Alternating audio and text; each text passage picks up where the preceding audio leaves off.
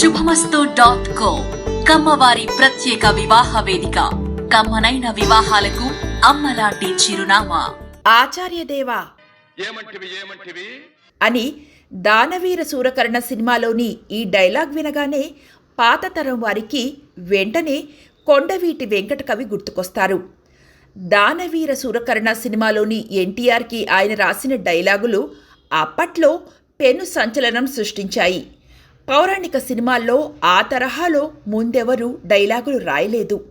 లక్షల సంఖ్యలో ఆడియో క్యాసెట్లు కూడా అమ్ముడైపోయాయి. ఆ డైలాగులు చెప్పిన ఎన్టీఆర్కి ఎంత ఖ్యాతి వచ్చిందో కొండవీటి వెంకట కవికి కూడా అంతే ఖ్యాతి దక్కింది. అంతటి గొప్ప కవి, పండితుడు కొండవీటి వెంకట కవి. ఆయన కమ్మవారు కావడం నిజంగా గర్వకారణం. కొండవీటి వెంకట కవి తెలుగు చలనచిత్ర రంగంలో, ముఖ్యంగా పౌరాణిక చిత్రాల్లో తనదైన ముద్ర వేశారు. ఆయన రాసిన సంభాషణలు కేవలం మాటలు మాత్రమే కావు, ఒక అద్భుతమైన సాహిత్య ప్రక్రియ. ఆ కాలంలోని చాలా సినిమాలు వాడుక భాషను ఉపయోగించినా ఆయన మాత్రం దానవీర శూరకర్ణ కోసం అచ్చమైన గ్రాంధిక భాషను ఎంచుకున్నారు. ఆ శైల పాత్రలకు ఒక రకమైన గాంభీర్యాన్ని, ఆనాటి రాజ్యసభల వైభవాన్ని తెచ్చిపెట్టింది. ఆయన కలం నుండి వెలువడిన సంభాషణలు ఎన్టీ రామారావు నట విశ్వరూపానికి ఆయువుపట్టుగా నిలిచాయి. దానవీర శూరకర్ణ చిత్రంలో కర్ణుడు, దుర్యోధనుడి పాత్రలకు ఆయన రాసిన డైలాగులు ఇప్పటికీ చిరస్మరణీయం. అలాగే శ్రీమద్ విరాట్ పోతులూరి వీరబ్రహ్మేంద్ర స్వామి చరిత్రలో ఆధ్యాత్మికతను, సామాజిక సంస్కరణను మేళవించి ఆయన రాసిన మాటలు ప్రజల్లోకి బలంగా వెళ్లాయి. శ్రీమద్ విరాట పర్వం, తాండ్ర పాపారాయుడు వంటి సినిమాలకు కూడా ఆయన తన లేఖినితో ప్రాణం పోశారు. సంస్కృత కళాశాల ప్రిన్సిపాల్గా పనిచేసిన అనుభవం ఉండటంతో ఆయన డైలాగులలో సంస్కృత పదాల వినియోగం అర్థవంతంగా ఉండేది.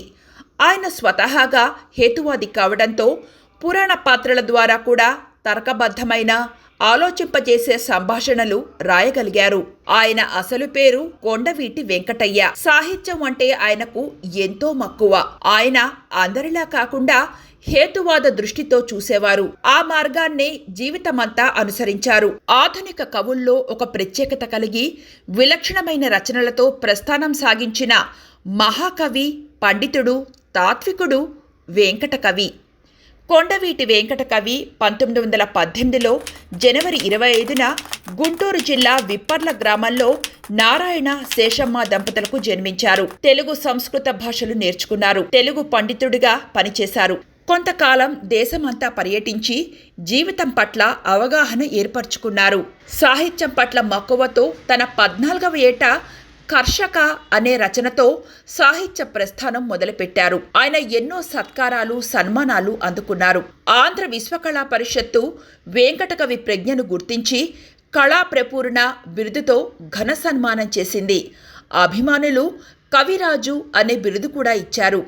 కవిరాజు త్రిపురనేని రామస్వామి చౌదరి అంటే వెంకటకవికి అభిమానం. రామస్వామి చౌదరి గారిలా వెంకటకవి ఆదర్శ వివాహాలు జరిపించారు. ఆయన రాసిన అనేక శతకాలు, గ్రంథాలు అన్ని గ్రంథాలయాలలో ఉన్నాయి. ఎందరో కమ్మ యువకులకు, రచయితలకు కొండవీటి వెంకటకవి ఆదర్శంగా నిలిచారు. ఏపీ ప్రభుత్వం వీరిని అధికార భాషా సంఘంలో సభ్యులుగా నియమించింది. సోక్రటీసులాగా తన ప్రపంచం తప్ప మరొకటి తెలియని వారు, అతి సామాన్యుడిగా కనిపించే అసాధారణ తాత్వికుడు, వేదాంతి అయిన కొండవీటి వెంకట కవి 1991 ఏప్రిల్ 7వ తేదీన కాలం చేశారు.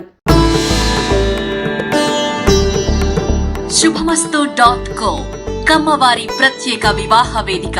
కమ్మనైన వివాహాలకు అమ్మలాంటి చిరునామా.